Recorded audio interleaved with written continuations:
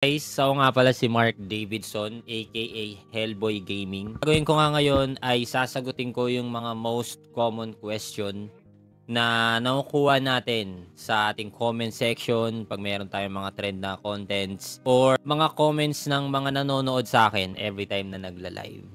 So number one question nga na tinatanong ng karamihan kung ano ba daw yung nangyari sa akin? Ano ba daw yung kondisyon ng kamay ko? Or ano ba talaga yung sanhi ba na bakit ganito yung kamay ko? Well, ang direktang sagot dyan, mga boy, ang tawag sa kondisyon ko ay macrodactyly.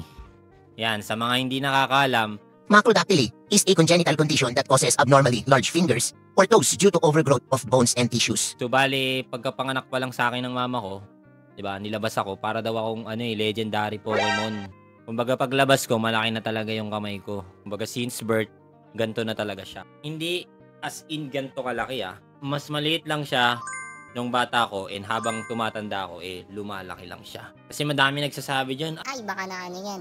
Agat ng lamok. Ay, baka nanuno yan.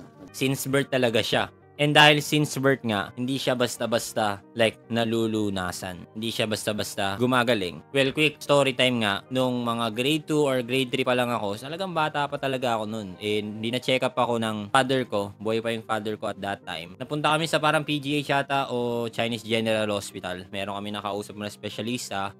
In-x-ray ako. Sayang, nawala yung x-ray ko na makikita talaga yung mga buto ko Yun nga, sabi ng specialista na macrodactyly daw yung aking condition and binigyan naman ako ng option. Sinabi niya na, Wala pa talagang lunas, hindi yan mababalik ng normal. pero pwede nating i-surgery. Pero dahil nga sa technology at that time, ewan ko kung ngayon meron ng update or medyo nag-improve na. Pero at that time, binigyan ako ng option. Kung gusto na pwedeng ipa-surgery, medyo liliit lang ng kaunti, pero hindi siya mababalik sa normal na like parang normal na kamay nyo, guys. Or, worst case scenario, baka pag sinurgery, since malaki yung risk niya, baka hindi ko magamit. Putol na lang ang aabutin. Nung mga panahon na yun, guys, active na ako. Kasi nung panahon na yun, hindi pa uso yung cellphone So, active na bata in a way na lagi ako naglalaro sa labas, active ako sa school. Thankfully, yung mga nakapalibot sa akin at that time, hindi ako nakaramdam ng bully. Kaya sobrang laki ng confidence ko simula bata ako pa lang. Na ako nagdalawang isip noon, sinabi ko pa, hindi na para gawin yan. Okay naman ako, kumbaga may kumpiyansa na ako noon, kakayanin naman yan. Kumbaga, it is what it is. Thankful na lang kay GOD. And yun, ever since that time, although nawala na si Papa, kinakaya naman ang buhay.